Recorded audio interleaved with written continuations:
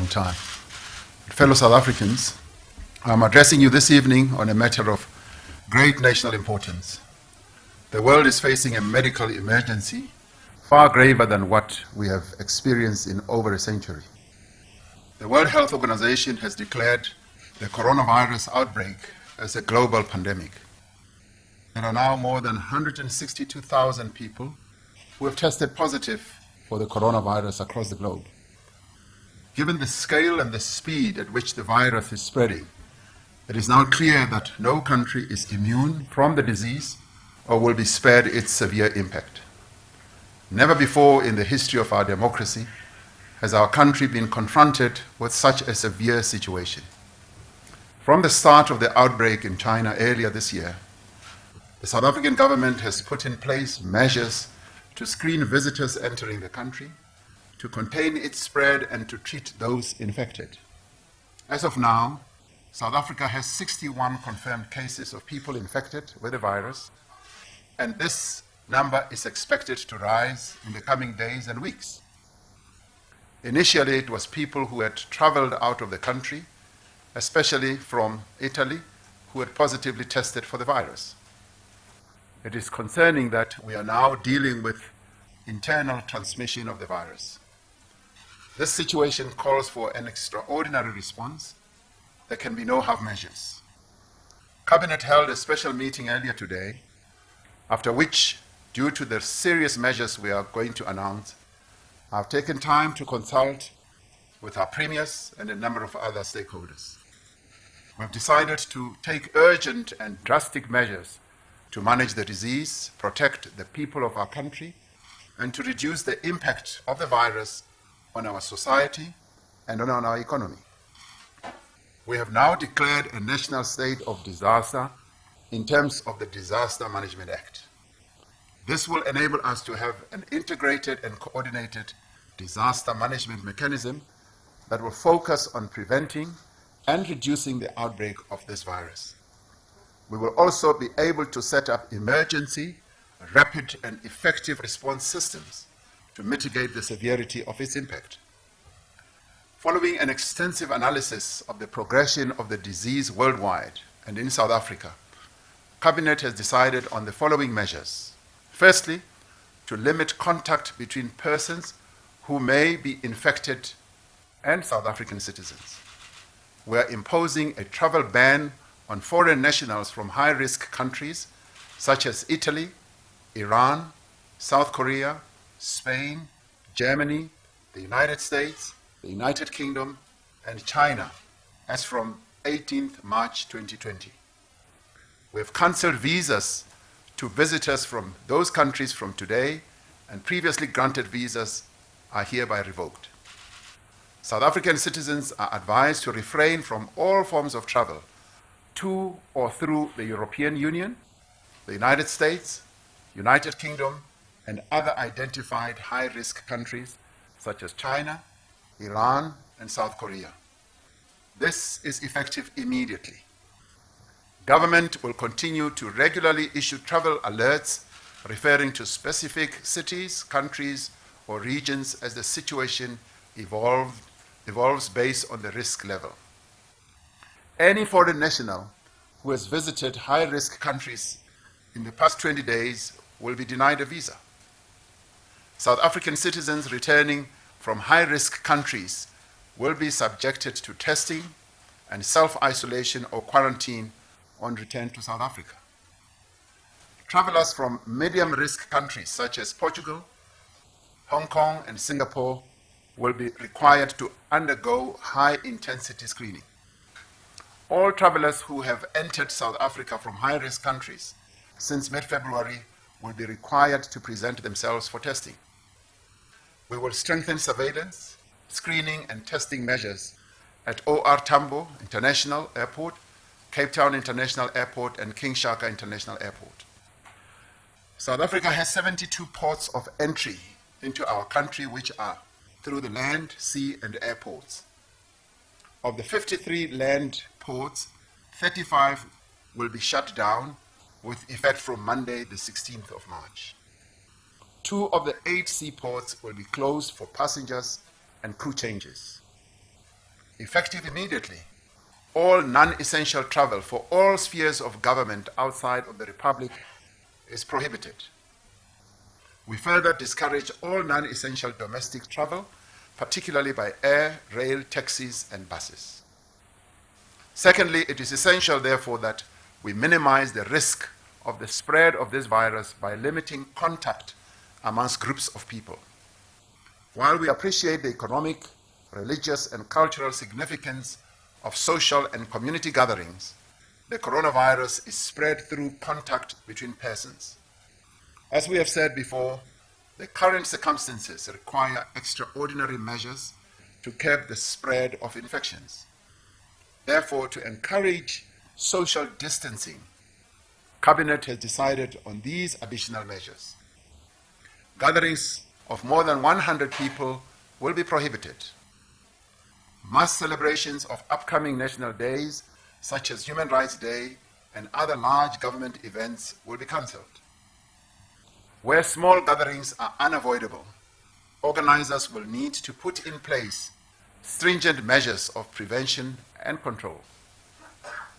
Schools will be closed from Wednesday, 18th March, and will remain closed until after the Easter weekend.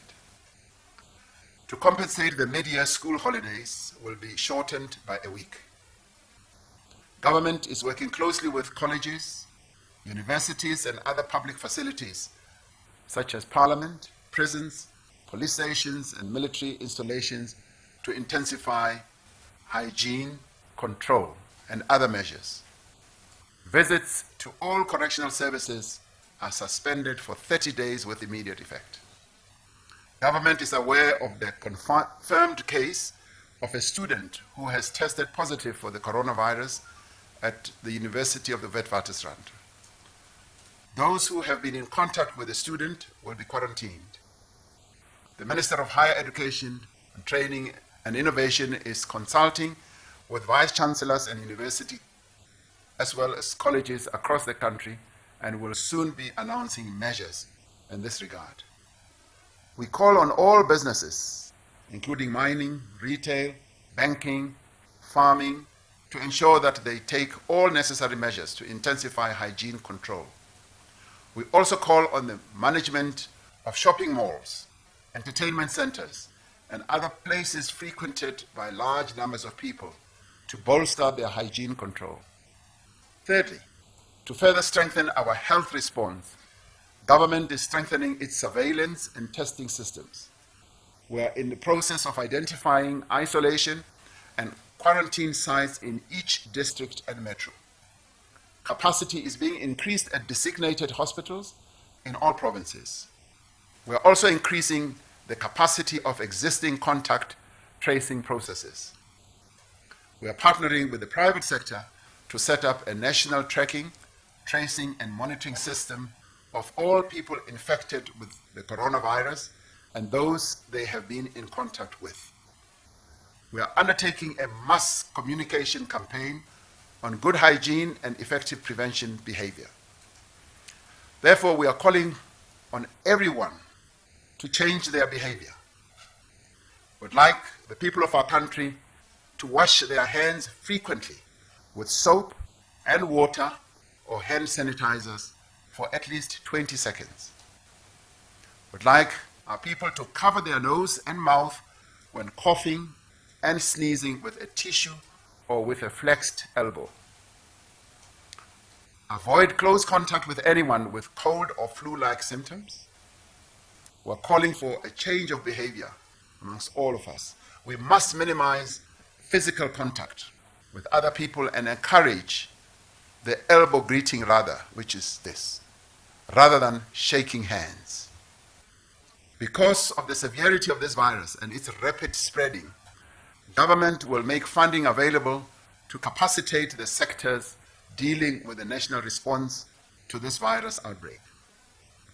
Since the outbreak of this pandemic, our government's response has been led by the Interministerial Committee, chaired by Minister of Health, Dr. Zwelini Mkhize. We congratulate them on the outstanding work they have done. Together with their able support teams, they've been able to steer our country through this challenging and uncertain period. As part of the intensification of this effort, we have decided to establish a National Command Council, which will be chaired by the President. This National Command Council will include, amongst others, members of the Interministerial Committee and will meet 3 times a week to coordinate all aspects of our extraordinary emergency response. My fellow South Africans, in addition to the impact that this pandemic will have on health and well-being of our people and the impact it will have on the day-to-day life of our society, this coronavirus called COVID-19 will also have a significant and potentially lasting impact on our economy. In the last few weeks, we have seen a dramatic decline in economic activity in our major trading partners, a sudden drop in international tourism, and severe instability across all global markets. The anticipated effects of the decline in exports and tourist arrivals will be exacerbated by both an increase in infections and the measures we are required to take to contain the spread of the disease. This will have a potentially severe impact on production, the viability of a number of businesses, job retention, and job creation. Cabinet is therefore in the process of finalizing a comprehensive package of interventions to mitigate the expected impact of COVID-19 on our economy. This package will consist of various fiscal and other measures, and it will be concluded following consultation with business, labor, and other relevant institutions. It is clear that this disease will be extremely disruptive. Our priority must be to safeguard the health and the well-being of all South Africans, to minimize the number of infections, and to ensure all those infected get proper treatment. While we are battling a contagious virus, perhaps the greatest dangers to our country at this time are fear and ignorance. We must appreciate the extent of the threat that this disease presents. We must accept the anxiety that it causes amongst our people, but we cannot allow ourselves to be overwhelmed by fear and panic. We should stop spreading fake and unverified news and create further apprehension and alarm amongst South Africans. While we are facing a medical emergency far graver than we have experienced in recent times, we are not helpless. We have the knowledge, we have the expertise amongst us, we have the means and the resources to fight this disease. We also have partners, as in various institutions, various countries. We also have the World Health Organization working with us continuously. If we act swiftly, with purpose and collectively, we can limit the effects of the coronavirus on our people and on our country. Although we may be limiting physical contact and interfering with the rights of people, this epidemic has the potential to bring us closer together. We are responding as a united nation to a common threat. This national emergency demands that we cooperate, that we collaborate, and that we take common action. More than that, it requires solidarity, understanding, and compassion. Those who have resources, those who are healthy, need to assist those who are in need and who are also vulnerable. All the institutions of the state will be mobilized to lead this effort.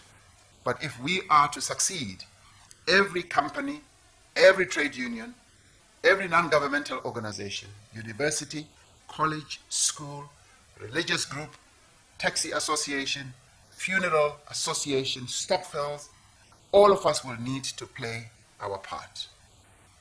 We thank those people who suspected that they may have been exposed to the virus for coming forward to be tested and for taking measures such as self-isolation to prevent further transmission to others. We thank the medical teams around the country who are leading our response and are putting the well-being of others ahead of the risks that they themselves could face. On Saturday, we welcomed 104 of the compatriots who were in Hunan City in China. We thank the repatriation team for the task they performed with pride and efficiency to return them to their country and ultimately, finally, to their families. The repatriation has been successful, and those who have returned have settled in the quarantine area. We thank the military health officials, the pilots who flew the plane, the cabin crew, and all those who participated in this very testing exercise. We thank the leadership and the people of Polokwane and Limpopo as a whole for warmly welcoming our fellow South Africans. We also extend our gratitude to the staff and the management of the Ranch Hotel in Polokwane, who have accommodated our compatriots and have also subjected themselves to quarantine. We extend our appreciation to the companies and organizations and individuals who have taken it upon themselves to disseminate information about this virus and to raise awareness. We also thank those businesses that have taken steps to protect their employees and those unions that have taken steps to protect their members. Ministers who are at the front line of coordinating our response to this crisis will be briefing the media and the nation tomorrow, where they will unpack details in relation to the measures that we are announcing tonight. Fellow South Africans, this is the most definitive Tumamina moment for our country. I have great trust that our people will respond positively to this call for common action.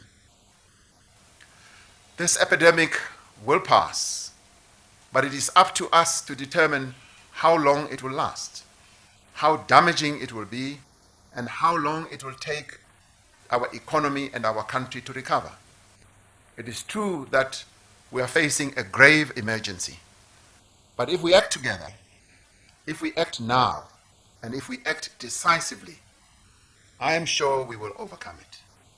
We have never been defeated by anything, event, when we are united. United, we are strong, and divided, we are weak and can be defeated. I wish to thank you, and I hope we take on this task with the strength and the courage that we have as South Africans. Thank you, and good night.